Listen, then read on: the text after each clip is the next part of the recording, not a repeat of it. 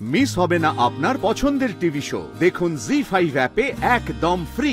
আহারে, মানুষটা নিজের স্বপ্নকে মেরে দিয়ে এভাবে বেঁচে রয়েছেন। রায়ানের মধ্যে দিয়ে স্বপ্ন পূরণের আনন্দটা খুঁজে পান। বাবা, ডিরেকশনটা ঠিকঠাক না দিলে না ফুল কেস খেয়ে যাবো। বুঝতেই তো পারছো, রক্ত গরবি, কঠিন নাটক, প্রেস্টিজের ব্যাপার। একটু হেল্প করো না, একটু টিপস দাও না। রিহার্সাল প্রসেসটা কি করে এগিয়ে নিয়ে যাবো একটু বলো না। দেখ, টিপস কি, নাটকটাকে বারবার ভালো করে পড়বি। বারবার মানে কিন্তু বারবার ভালো করে পড়তে হবে। আর প্রত্যেকটা শব্দ না ভালো করে বুঝতে হবে, মানে বুঝতে। আর ডিরেক্টর হতে গেলে যেটা মেনলি লাগে সেটা হচ্ছে যে ফিলিংস, অনুভব। আর একটা জহুরির চোখ লাগে, যেটায় হাজারটা কাঁচের ভিড়ের মধ্যে থেকে তোকে ওই আসল হিরেটাকে খুঁজে বের করে আনতে হবে। এই পারুলের মতো হাজার কাঁচের ভিড়ে একটা ঝকঝকে হীরের টুকরো।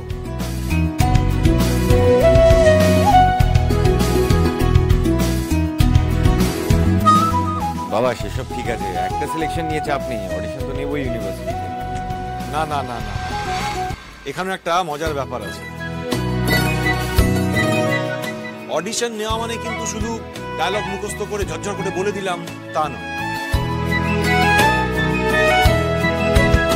অডিশন নিতে গেলে বুঝতে হবে যে কে কে চরিত্রগুলোকে আত্মস্থ করতে পারছে। এই যে রক্তকরবী নাটকটা, এই নাটকটার মোদ্দা কথাটা বুঝতে হবে। এটা মানে কি বলতে চাইছে নাটকটা? মুক্তির কথা বলছে। মানুষের অসীম লোভ কিভাবে মানুষের জীবনের সৌন্দর্য, স্বাভাবিকতাকে নষ্ট করে মানুষকে যন্ত্র বানিয়ে দিচ্ছে। আর এর ফলে তার বিরুদ্ধে মানুষের প্রতিবাদ কি রূপ ধারণ করছে সেটাই বোঝাচ্ছে। ওই রায়ন যেরকম মাঝে মাঝে দাদুর বিরুদ্ধে চিঠি ওঠে, ওই রকম। চুপ কর তো দাদা, তুমি বলো। আর নন্দিনী, সে হলো সৌন্দর্য আর প্রেম প্রকৃতির স্বতঃস্ফূর্ততার প্রতীক, ঠিক পারুলের মতো।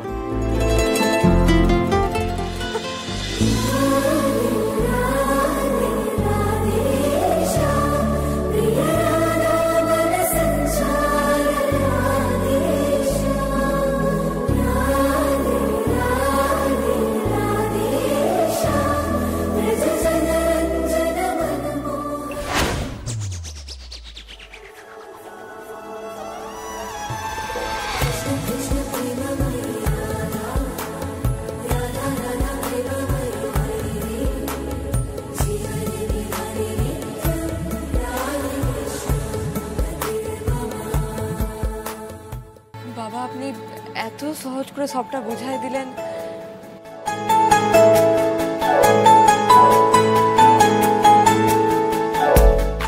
দাদা তো নাটক নিয়েই এগোতে চেয়েছিল, বুঝলে পারুল। মঞ্চের মধ্যে না দাদা বাঘ ছিল, বাঘ।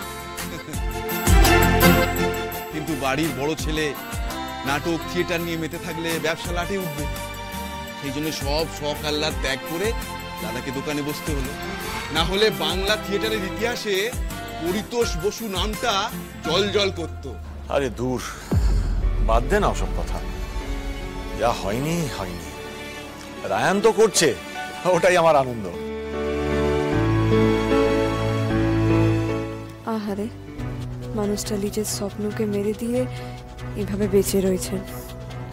রায়ানের মধ্যে দিয়ে স্বপ্ন পূরণের আনন্দটা খুঁজে পান। Thank you papa, thank you my father. তোমার এই ব্রিফটা আমাকে অনেক হেল্প করলো, থ্যাংক ইউ। আচ্ছা ঠিক আছে ঠিক আছে, নাটকটা খুব ভালো হবে, চিন্তা করিস না।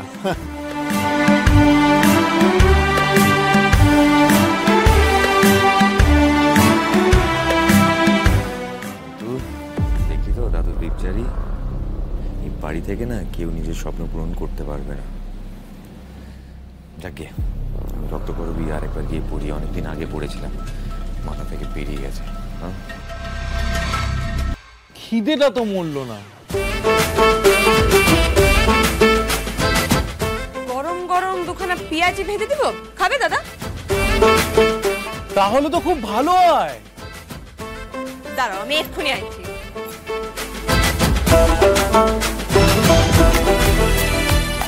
আমি যদি ডিরেক্টর হতাম না, পারুলকে নন্দিনী হিসেবে বাঁচতাম। ওর মধ্যে একটা এক্স ফ্যাক্টর আছে।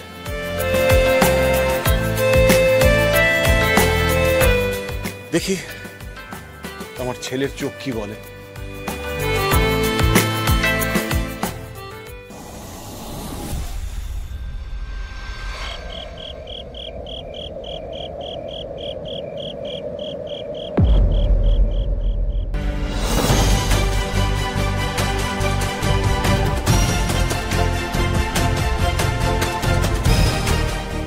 রুক্মিণী, তোমার মন তো খুব খারাপ নয়?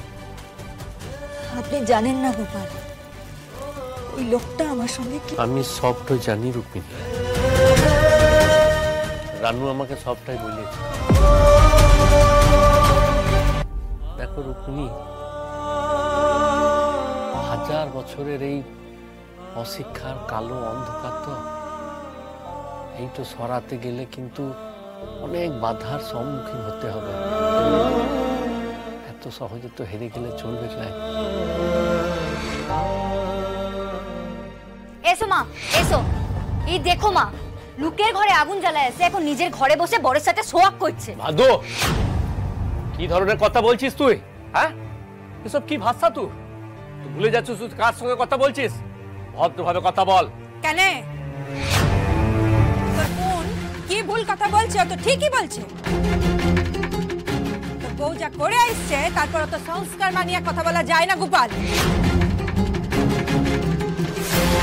তো লোকের বাড়ি গিয়ে সেখানে বউ বিটিদেরকে উস্কায়ে গাল ভরা জ্ঞান দিয়ে নিজের পিত্ত বাঁচিয়ে চলে এসছে। ওর জন্য এখন মালতীকে মার খেয়ে মরতে হবে। খালি কামলাই কাজলাই লুককে লাচানো, রান্নার ভিডিও, উচ্চ মাধ্যমিক, এখন মালতী বৌদির কি হবে? ওকে তো বরের হাতে মার খেয়ে মরতে হবে। নিজের ঘর সামলাতে পারো না, সে আবার গেছে লোকের ঘরে খবরদারি করতে। আমি তোকে বলে রাখছি গোপাল, তোর বউয়ের এই সমাজ উদ্ধারের কাজের চোটে যদি আমাকে কথা শুনতে হয় বা আমার পরিবারের উপর যদি কোনো রকম আঁচ আসে, আমি কিন্তু তোর বউকে ছাড়ি কথা বলবো ক্লাই। আজ আবার আসিবে কি গো মা? আজ তো আসিছে। তুমি জানো না ওই চঞ্চলদা লতুল বৌদিকে কি অপমানটা করছে? শুধু গায়ে হাত তুলতে বাকি রাখছিল, আমি খাড়াই ছিলাম, মুখ দেখানো দায় হয়ে গিয়েছিল। আমি এত অপমান সহ্য করবো কেন বলো দেখি? আর তাছাড়া আমাদের বাড়ির মান সম্মানটা কোথায় গিয়ে ঠেকলো? তুমি একটা মেয়ে হয়ে এই কথা বলছো ভাদু? আজ বাদে কাল তোমার বিয়ে হলে তোমার বর যদি তোমার ইচ্ছে অনিচ্ছের দাম না দিয়ে তোমার গায়ে হাত তোলে, প্রতিবাদ করবে না? না করবে ক্লাই,